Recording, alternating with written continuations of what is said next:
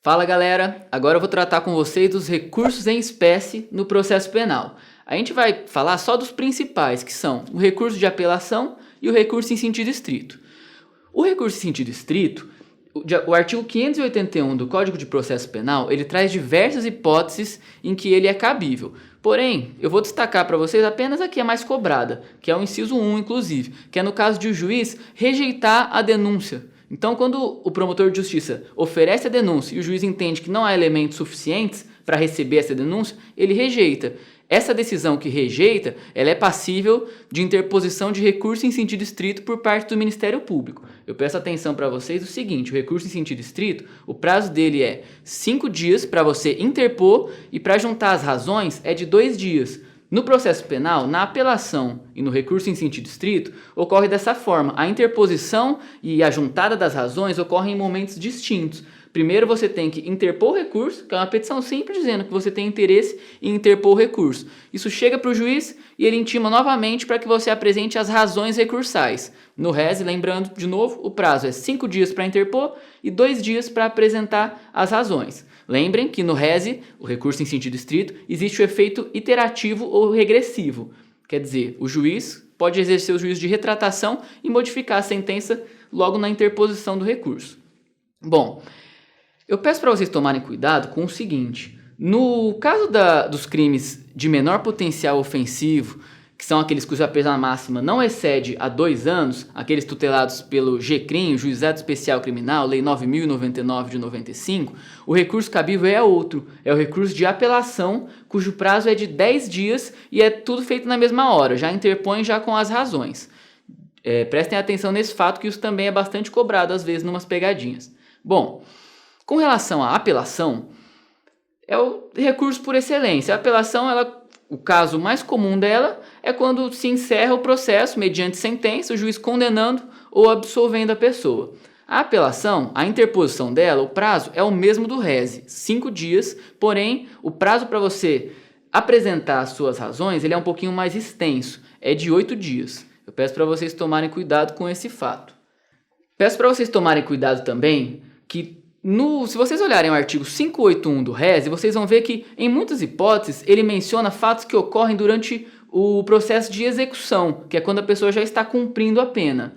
Cuidado, todos esses artigos, todos esses incisos, eles foram tacitamente revogados pela Lei de Execuções Penais. Agora, praticamente todos os atos que ocorrem na execução, eles são passíveis de agravo de execução, que segue mais ou menos o rito do RES.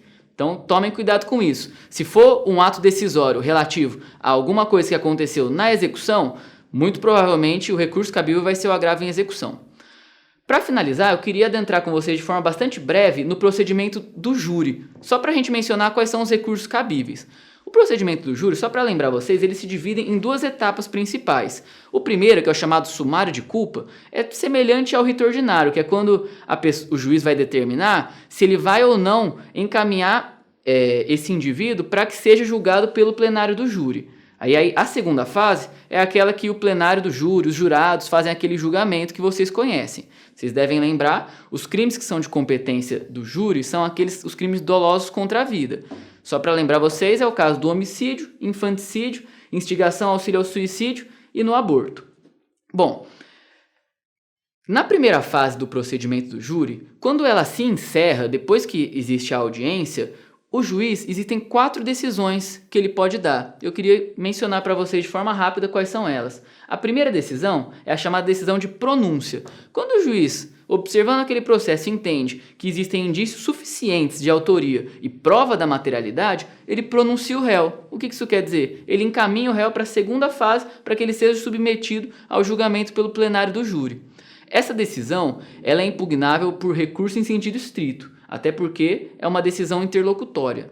Bom, a segunda decisão possível que o juiz pode ter é a impronúncia. Quando que ela ocorre? Quando o juiz observa que não existem elementos suficientes para que dê continuidade a esse processo. Então, existe falta de provas, não existe indício suficiente de autoria, não existe prova da materialidade. Nesses casos, o juiz impronuncia o réu e ele deixa de responder a esse processo. Essa decisão ela é impugnável por apelação. A terceira possibilidade de decisão é através É através de uma decisão que o juiz reconhece a desclassificação. O que é a desclassificação? O juiz, analisando aquele fato e as provas dos autos, ele observa que o fato que está sendo imputado ao agente não configura um crime doloso contra a vida. Então ele profere uma sentença de desclassificação, reconhecendo que não há um crime contra a vida e encaminhando os autos para o juízo competente, via de regra o juízo comum para processar todos os outros crimes. Essa decisão ela é impugnável por reze também. E a quarta possibilidade é que o juiz profira a chamada decisão de absolvição sumária. Nesse caso, o juiz de plano, olhando para as provas dos autos, para aquelas circunstâncias, ele observa que está comprovada a inocência do réu, seja porque existe prova cabal de que o réu não está relacionado com aquela infração penal, seja porque está comprovado que não ocorreu o crime, existe comprovação de causa excludente de tipicidade, de excludente de ilicitude ou de excludente de culpabilidade. Nesse caso, o juiz já absolve sumariamente o réu e essa decisão faz coisa julgada material. Nesse caso, a decisão é impugnável por apelação. Galera, para ficar mais fácil para vocês de qual recurso cabe em cada uma, eu vou dar um macete para vocês que é meio bobo, mas ele ajuda na hora da prova.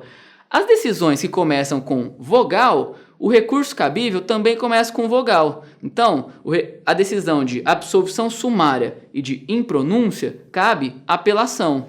E no caso das decisões que começam com uma consoante, o recurso cabível também começa com uma consoante, que são a desclassificação e a pronúncia. Nesse caso, é impugnável por reze, o recurso em sentido estrito. É isso que eu queria tratar com vocês hoje, galera. A gente se vê numa próxima. Um abraço.